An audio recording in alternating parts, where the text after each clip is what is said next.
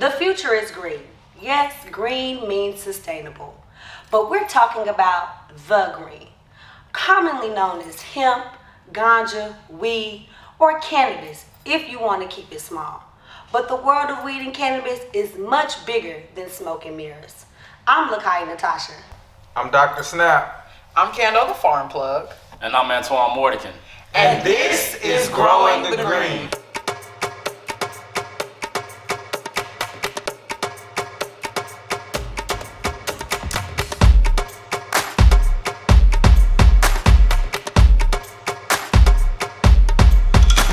Welcome to family. It's Antoine Mordican, your Alabama State Director for Minorities for Medical Marijuana. Also, your board member for the Minority Cannabis Business Association, as well as your first Black-owned medical cannabis cultivator here in the state of Alabama.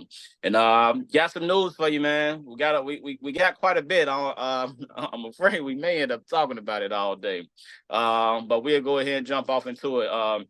The first thing that I would like to address that we may end up talking about in the news is right now it's a company called Borough Hemp. They are currently in a lawsuit with the Alabama Health Department, where the health department is pretty much saying that CBD, any cannabinoids derivatives should not be in food.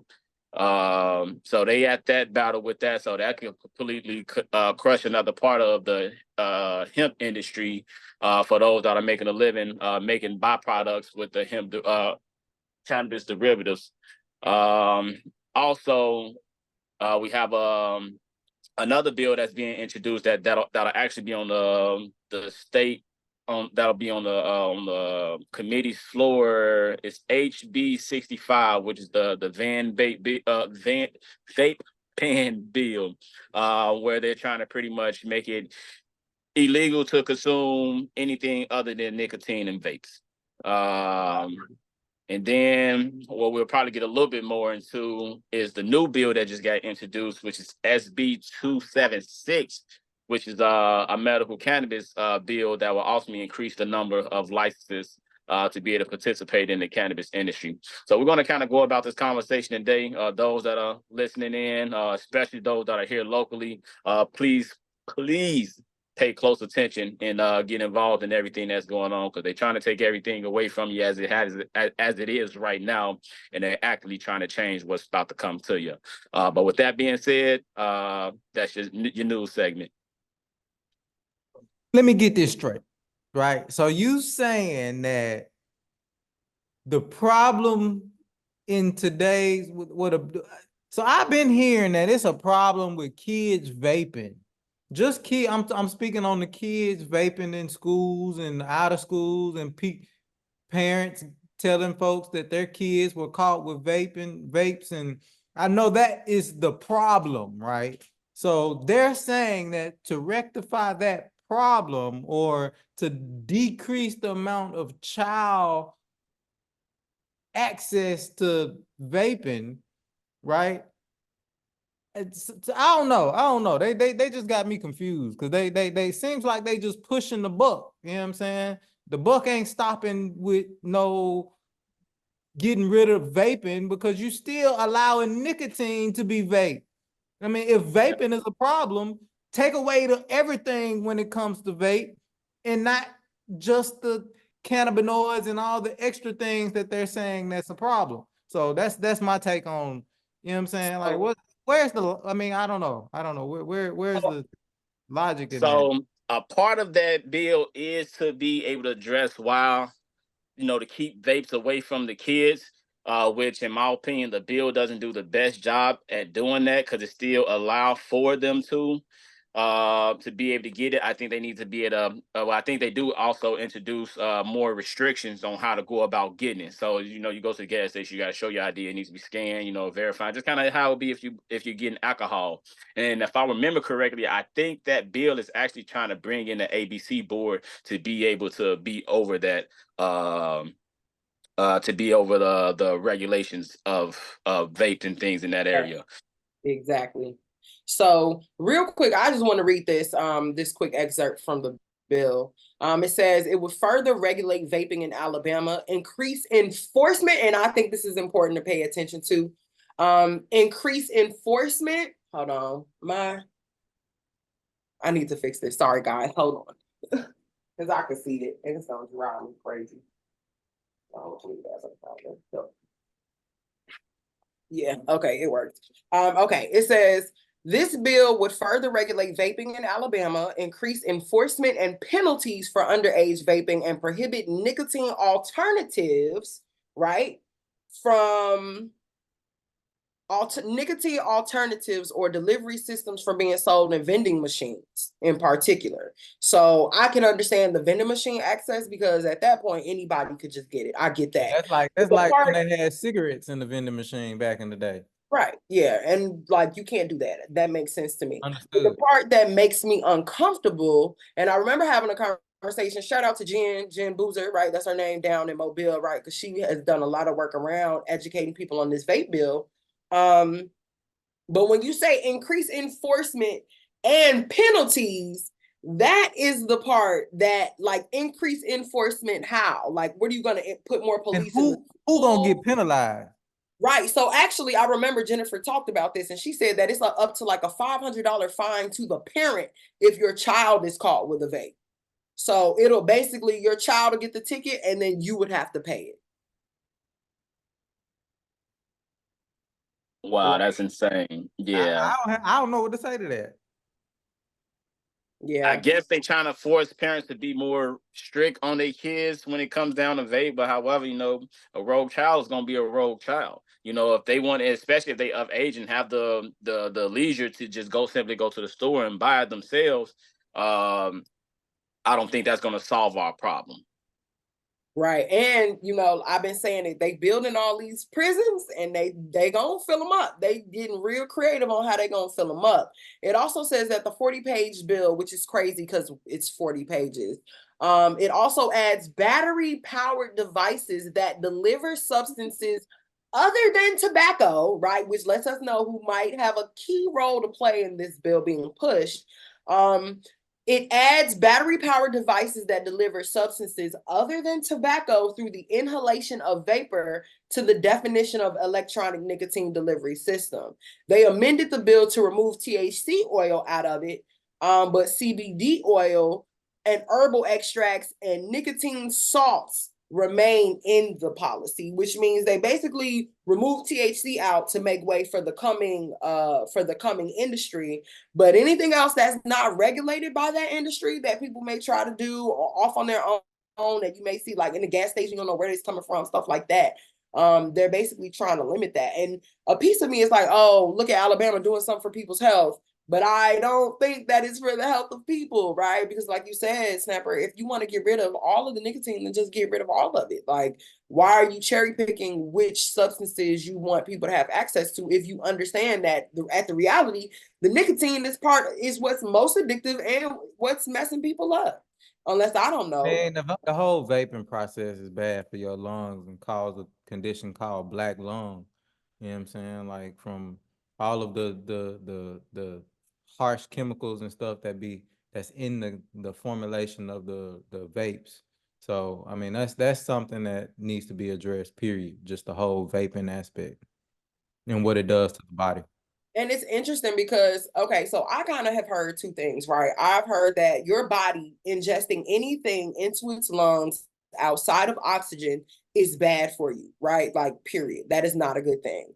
But I used to hear that vaping was more healthy for you than smoking, which is why I think vaping may have taken off the way that it has. I've heard that before. So that was the beginning aspect of what they were saying, but a new condition that was not here in the medical field before has come about just from the aspect of what vape does to the lungs. Mm. So it's a whole actual medical condition that, you know what I'm saying, is caused from vaping. I've heard about people like having heart palpitations, getting lightheaded, like passing out, having many heart attacks and stuff. And especially like younger people as well are showing Shortness of breath. Mm-hmm. Mm-hmm. We just had a wave of young athletes that experienced heart conditions. Some that even passed away. And I guess it ain't enough research as of right now what tells what contributes to that. But if we really want to focus on people's health and making sure that they're able to ingest things cleaner and more healthier, I think the bill could have been positioned in such a way. But I don't support the bill, and I don't think it's the best because I know there is an established hemp industry here in the state of Alabama. A lot of folks have been operating in the state of Alabama since 2019 in the hemp space with hemp derivatives and products and stuff like that. And it has a whole ecosystem where you have a grower that grows hemp for the purposes for the cannabinoids. They get it processed themselves, and then they can sell those to the dispensaries, not the dispensaries, to the CBD shops where they're able to get it to the patients. So it's a whole ecosystem. With what it is that they introducing, I think is really going to block out everybody here in Alabama for really participating in it, but it's still going to create a pathway for out-state products to be able to get into the state. Because that, just like how it is right now, you can go to Alibaba and order, whatever THC product and CBD or hemp product, and you end up getting it. You could put it on the shelves, and they actually been testing those lately that they don't have any trace of cannabinoids in them, or it's a very low trace, or it's ill tested. It's a wealth of problems that's been going on with that. So I think this bill could have did a better chance at kind of better, more making sure that the process that we have in the ecosystem is a lot more healthier and more sustainable versus just trying to kind of cut it all out. Because I got too many friends in the space in the industry that shops may end up going under if they're not able to, sell CBD products when that has been, or hemp products when that has been they driving source of income for the last, half a decade.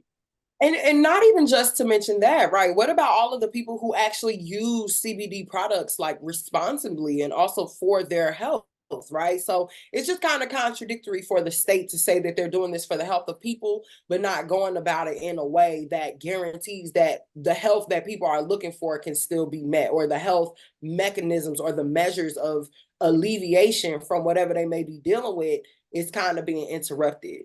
But Lakaya, what about you? You got some thoughts on this bill, I guess, before we go to the next one? I mean, I hear everything everyone's saying. It doesn't, they went and specifically removed THC and CBD oils from this bill as it relates to vapes. To the earlier point, and maybe to a larger schematic, it is the regulation of what we call controlled substances and what that process looks like, right? So, Snapper, Dr. Higgins mentioned, we used to buy cigarettes out the vending machine, right? So when vapes came out, it wasn't that big a deal.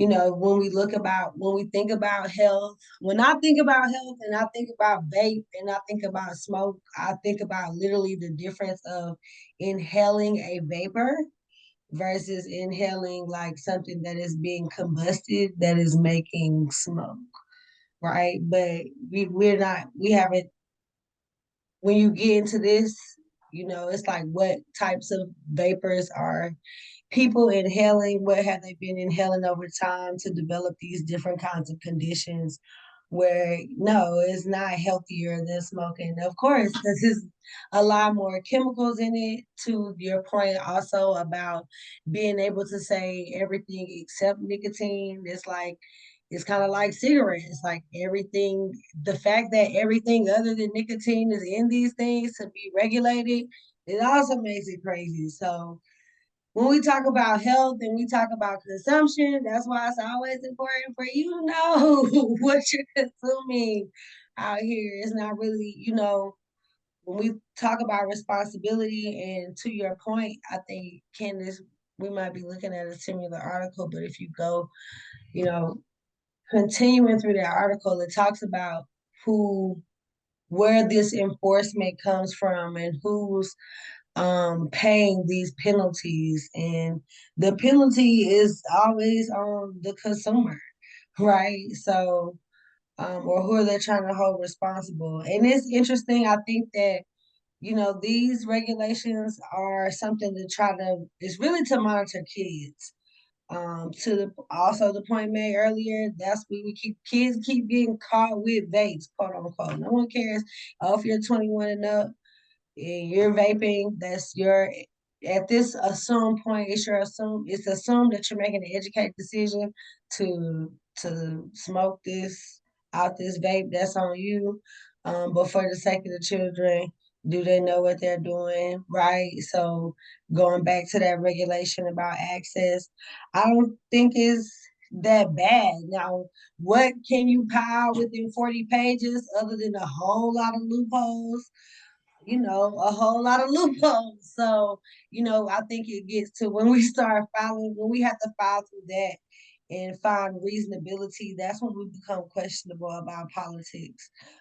So it circles back around to what we're doing here, while we come to the forefront on the cannabis sector, right? Because we want to be the ones to regulate our access. We don't want nobody to be able to tell us we can smoke it. And we gonna smoke it just because you said we could. Nah, we gonna, tolerate or dabble with things because we made a conscious decision about it. And this stuff just seems unhealthy all the way. So if you want to be healthy, just don't vape. I agree. I agree, and I second that. As we wrap up with this one, I'd like to advise everybody. When is it? This Thursday at 8:30 in the morning, there will be a public hearing. There will be a public hearing on this specific bill at the State House, in room 316. If anybody would like to go in and listen more about the conversation, and those that speak for it and those that speak against it, kind of what's their stance. Because after that, it gets voted on, and once it get out the committee, it goes to the floor. And that's on the 4th, correct? That's Thursday. correct. Thursday the 4th at 8:30. Oof, okay, and that's just one of the bills that have thrown our top back for this week, right? There's a whole nother bill that has the potential to turn this entire industry, when we talk about sweet home, homegrown, locally grown Alabama, that this may potentially all just be thrown out of the window. So that's SB 276, right, Antoine? So what's that one about? That's right. So SB 276. This is the bill that just got introduced today. And it is something that is so near and dear to my heart when you're talking about the medical cannabis program. So this bill will introduce the increase in medical cannabis licenses. It'll increase the dispensary license from 4 to 7 licenses. It will also increase processing license from 4 to 6, and it will increase vertically integrated license from 5 to 15. That's where my biggest pushback comes from at the vertically integrated level. But my question is, why? And just kind of how they going about it, and things are moving quick. We actually got a public hearing on this bill tomorrow. It just got introduced today. They have a public hearing tomorrow at 1:00 in room 316 again. By the time you guys hear this, it already happened. So I'll have an update on for y'all next week. I will be in Montgomery to be able to speak about it.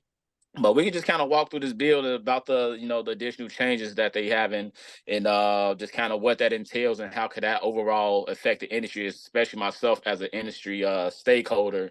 How does that affect my license in I guess the way that I was kind of anticipating on playing this game already, and now the potential that I may have to re-strategize depending on how this bill goes, or just kind of understanding what my options are. I can either re-strategize and all the way down to exit.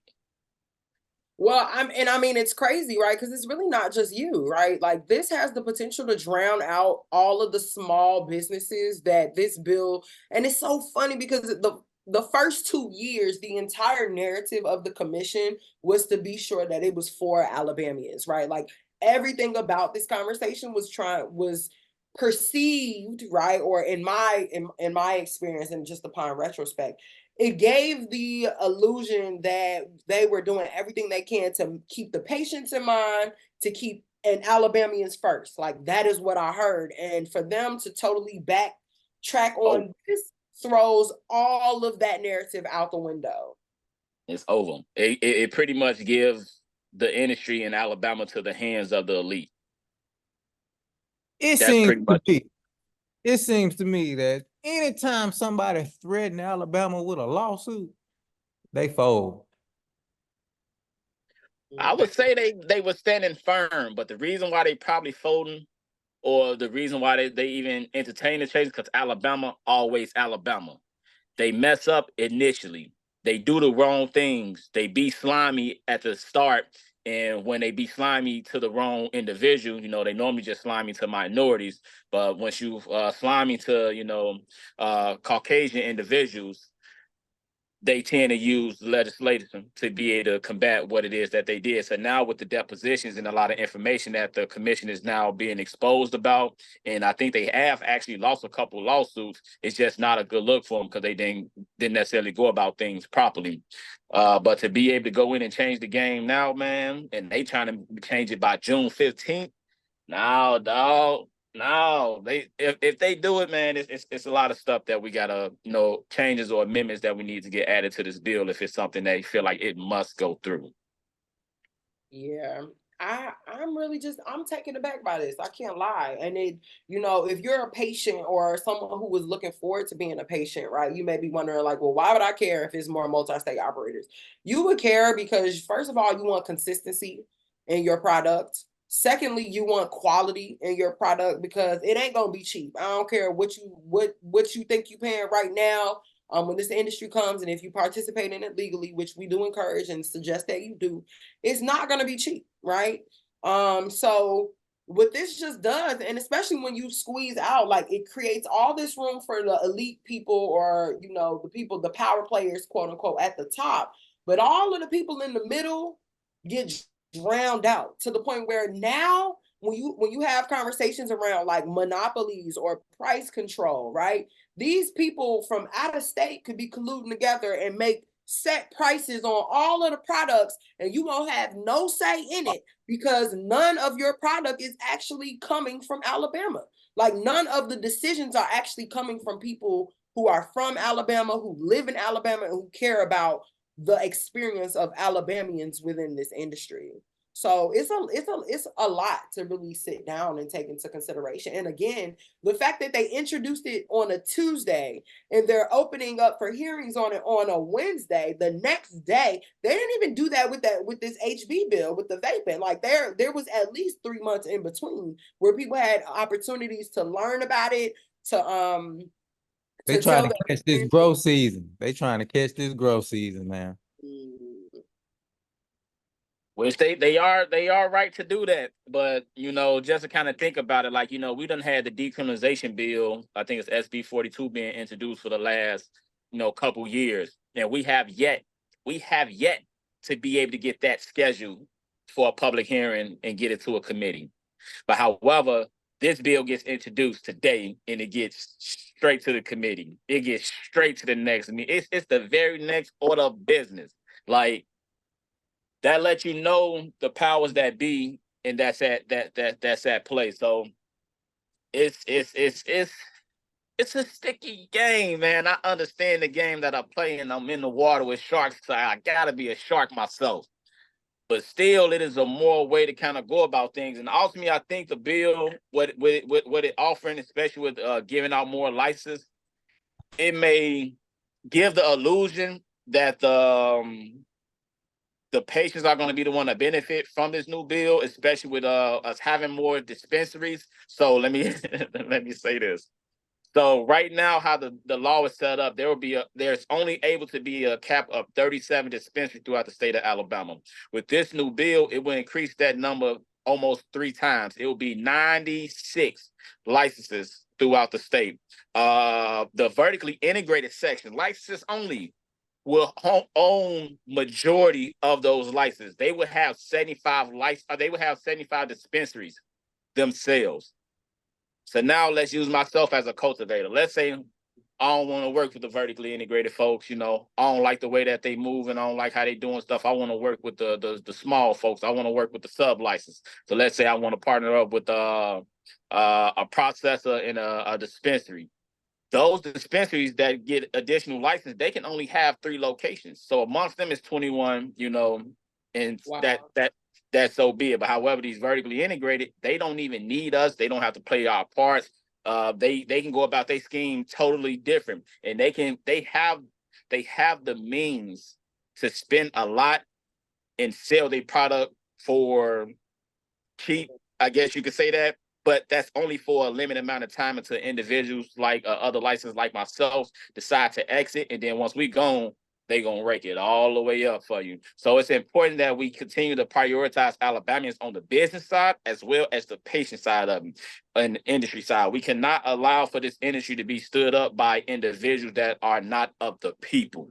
And that's why I've been advocating for the last couple of years. Y'all been hearing me on Growing the Green saying I need y'all to show up to these commission meetings. I need y'all to go to these committee meetings. I need for y'all to show up to the state capitol because they're going to continue to do these things right in front of you without your interest. And they're going to continue to push it forward. So, man, it's a lot of work that we got to get done. But yeah, I'm going to go ahead and open up somebody else. I can go on all night, man. No, so I was, you know, in short, as short as they open this and are ready to move it, my question is always like, who are the conversations being had with on the other side, right? So if they can introduce this and make a motion to move, best believe they already have their plans. This is not just, oh, we're opening the door for new applicants. No, the applicant is already on the other side of this conversation, and it's who's having these conversations with Alabama, right, and making this, monetary in a way that is making Alabama put its citizens second to the revenue that they think is to be gained, right? Who's somebody trapped in the market, saturated somewhere else in another state, just waiting on supply to pour in to Alabama. So I think, that's what I'm interested in. It's not, shocking, but not surprised, or however you say it. But what's going to be the most telling is, understanding who's on the other side of the conversation. Because the names are already pulled, the licenses are already given out at this point. That looks like we're gonna have a dispensary moving near you. For sure. Well, as we start to Oversaturated. wrap up, I'm wondering, like, what are some of you all's key takeaways from this conversation, or what are some key calls to action that we feel like people should be getting involved with? Because obviously, the industry, the closer we get, the more it's ramping up, right? And the more that they're doing things to keep us out of it. And I cannot stress enough that every time you look up, there is a prison being constructed, right? So I am seeing all of these dots and I am constantly connecting them. And so I know that that's something that I want people to pay attention to, is like, if you trying to dodge the prison system, you need to be riding your way to the polls. Don't dodge the polls, baby. Ride to the polls, okay? Because it's getting turned up outside for real. And even if you vote, definitely just being aware and staying involved. Yeah, my takeaway is just having folks pay attention, man. Get involved in your process again. Like I said, you must get out here and advocate, and ultimately you must support those who support you. So for example, like myself or other real Alabama owned and operated companies, you must support those as we continue to stand up this industry. But outside of just the business, because that's me. Y'all must get out here and vote. Because this is election year, baby. Regardless of however tomorrow go, we need to continue to prepare for the future. So that'll be my only takeaway. Please get out here and vote this upcoming November. I think the runoff just happened. I can't remember. It should be one coming up if your area is having a runoff. But make sure y'all get out here and vote this November, please. I would say just make sure, let's focus on keeping the kids safe. You know what I'm saying? And whatever legislation they pass, let's keep the kids safe. Let's make sure everybody's equally accounted for. And fair is fair, right is right. Let's just go with that. And that's important, right? We got to watch the kids. We got to love the kids because the kids are the future. And ultimately, nobody can grow the green alone, okay? It takes a community that is willing to come together, to work together, and to sow seeds of growth. And those are the seeds that we plan to keep on sowing right here at Growing the Green. So see you next week.